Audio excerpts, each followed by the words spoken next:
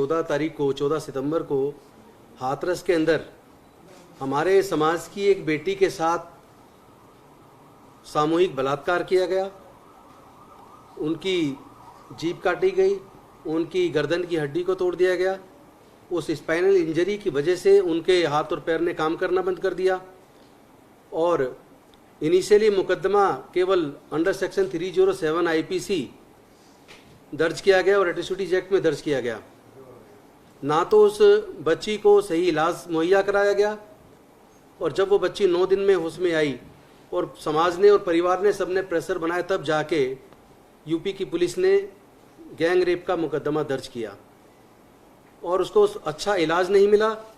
और अब से 2 दिन पहले उस बिटिया को एम्स लेके आए और दुखद है, जिस एम्स के अंदर पॉलिटिशियंस के लिए तुरंत बेड्स अवेलेबल हो जाते हैं, वहाँ उस बच्ची को इलाज मुहैया कराने से मना कर दिया गया और सफदरजंग भेज दिया गया और सफदरजंग में कल सुबह उसकी डेथ हो गई। पूरे समाज को ये संदेह था कि यूपी की पुलिस पक्षपात कर रही है, ठीक से इन्वेस्टिगेशन नहीं कर रही है और हो सकता है बॉडी को चुपचाप ले जाएं। वहाँ पे उस बच्ची के पिता और भाई और रिश्तेदार मौजूद थे, समाज के काफ़ी लोग मौजूद थे, लेकिन वहाँ एक ऐसी गाड़ी एम्बुलेंस लगा दी गई जिसके आगे नंबर प्लेट भी नहीं थी। हम लोग एक साइड में किनारे पे फिजिकल डिस्टेंसिंग मेंटेन करते हुए खड़े हुए थे थोड़े थोड़े गैप के बाद। तो वहाँ हमारे साथी अजय दत्त जी ने आगे आके पुलिस को कहा कि ये जो गाड़ी है इस पर तो नंबर प्लेट भी नहीं है, आप कहाँ लेके जा रहे हैं बॉडी को। उनके माँ बाप यहाँ मौजूद हैं, रिश्तेदार मौजूद हैं, समाज के लोग मौजूद हैं, आप बॉडी को उनको नहीं दे रहे हैं। उसके तुरंत बाद वहाँ पे जो मेरे ख्याल से वो शायद डीसीपी थे जो नीली शर्ट पहने हुए थे, वो उन्होंने एकदम इनको खींच के धक्का दे के अंदर की तरफ खींच दिया और बाकी पुलिस वाले ले गए और वहाँ इनके साथ बदतमीजी भी की गई। इनसे कुछ ही डिस्टेंस पे नज़दीक वहाँ पे सौरभ भारद्वाज जी भी थे जो हमारे मुख्य प्रवक्ता हैं और उन्होंने मुझे आज सुबह बताया कि जो वो डीसीपी थे वो कह रहे थे इसको मैं देखता हूँ जाति का नाम लेके, और उन्होंने आके उसके बाद इनको पकड़ के अंदर खींचा और पुलिस के लोग उनको अंदर लेके गए। ये बेहद शर्मनाक है। एक जनता के चुने हुए प्रतिनिधि के साथ, एक एमएलए के साथ अगर इस तरह हो सकता है तो फिर आम लोगों के साथ क्या होगा। और साथ ही साथ उस डेड बॉडी को परिजनों को देने की बजाय, जो एक लीगली जो जरूरी है, लेकिन वो कानून की पूरी अवहेलना करते हुए बॉडी को चुपके से वहाँ से लेके चले गए। उनके घर वालों को घर में बंद कर दिया गया और रात में अंधेरे में बॉडी को क्रीमेट जिस तरीके से किया, वो सारी चीज़ें आपके सामने आई हैं। तो हम ये मांग करते हैं कि जो एरिया के जो डीसीपी हैं और जो पुलिस के अधिकारी वहाँ मौजूद थे, एसीपी और एसएचओ थे, जिन लोगों ने हमारे सम्मानित विधायक साथी के साथ बदतमीजी की, उनके खिलाफ तुरंत मुकदमा दर्ज होना चाहिए और उनके खिलाफ कार्रवाई होनी चाहिए। साथ ही साथ हम ये भी मांग करते हैं कि इस पूरी घटना की जानकारी जो हमारी इस बच्ची के साथ हुआ, इसकी जो जांच है वो यूपी पुलिस ना करे, उस पर हमें बिल्कुल भरोसा नहीं है। क्योंकि रात को जब हमने टीवी पे पुलिस अधिकारी, यूपी के पुलिस अधिकारियों की जो स्टेटमेंट देखी, वो स्टेटमेंट सुन के लगा ये प्रेजुडिस है और वहाँ से हमें कोई न्याय की उम्मीद नहीं है। हम मांग करते हैं कि ये जांच सीबीआई से कराई जाए, टाइम बाउंड मैनर में कराई जाए, 2 महीने के अंदर चार्जशीट दाखिल हो और उसके बाद फास्ट ट्रैक कोर्ट बना के 6 महीने के अंदर दोषियों को फांसी की सजा दी जाए। साथ साथ हम ये भी मांग करते हैं कि पीड़ित परिवार को 2 करोड़ रुपए मुआवजा दिया जाए, उनके परिवार को एक सदस्य को सरकारी नौकरी दी जाए और साथ में ये भी मांग करते हैं उस परिवार को सुरक्षा प्रदान की जाए, क्योंकि वहाँ सुरक्षा के नाम पे कुछ भी नहीं है।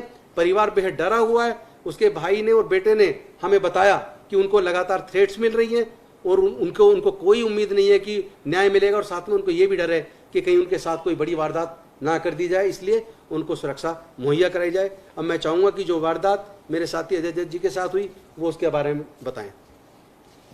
कल जब हम सफदरजंग हॉस्पिटल गए तो वहाँ लोगों ने बताया कि जो बेटी का पीड़ित परिवार है उसके साथ पुलिस अभद्रता कर रही है और उनको बॉडी नहीं दे रही है।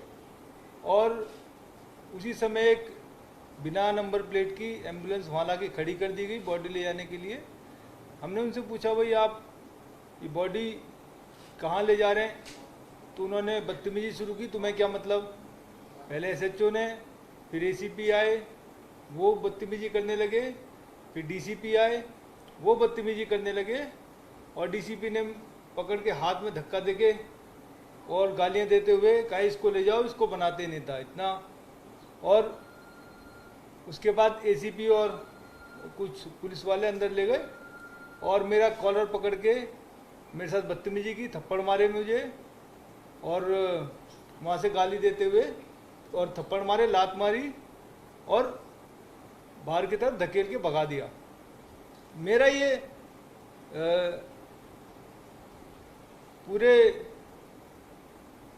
संविधान में जितने लोग बैठे हैं उनसे बहुत बड़ा प्रश्न है कि जो चुने हुए लोग हैं, मैं दलित समाज से आता हूँ, मेरी ये रिस्पॉन्सिबिलिटी बनती है कि कोई भी दलित समाज का व्यक्ति या बेटी या कोई भी बेटी जो पीड़ित है उसकी फैमिली के साथ खड़ा होना मेरी रिस्पॉन्सिबिलिटी है, उनको संतावना देना, उनके दुख में खड़ा होना मेरी रिस्पॉन्सिबिलिटी है।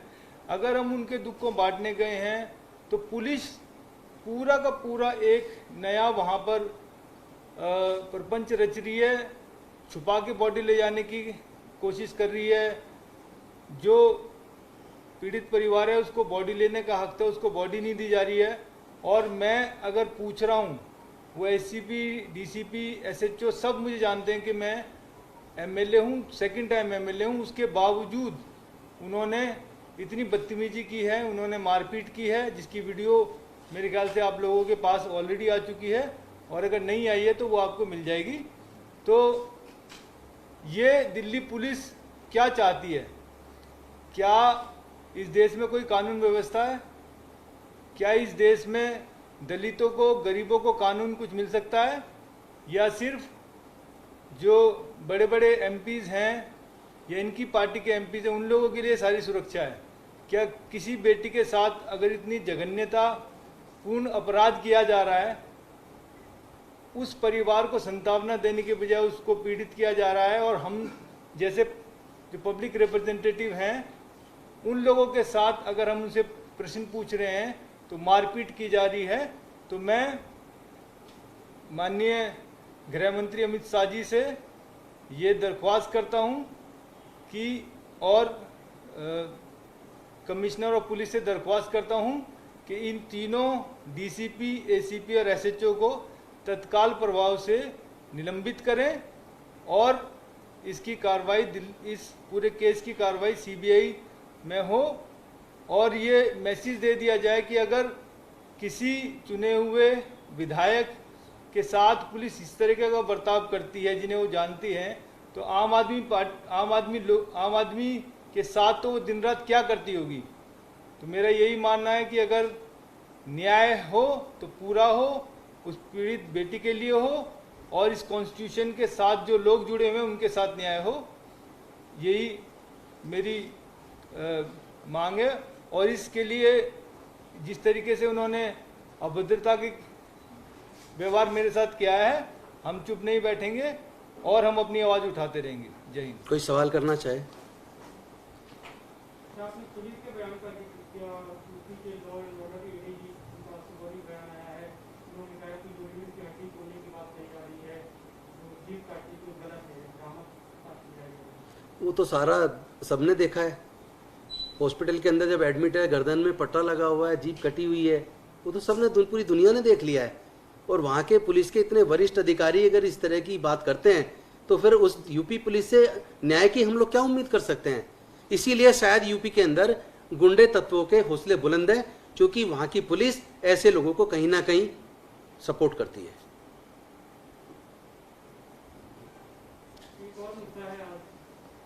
अभी इसी पे उस पे हमारे मुख्यमंत्री जी करेंगे। Thank you sir. एक हाँ, आओ।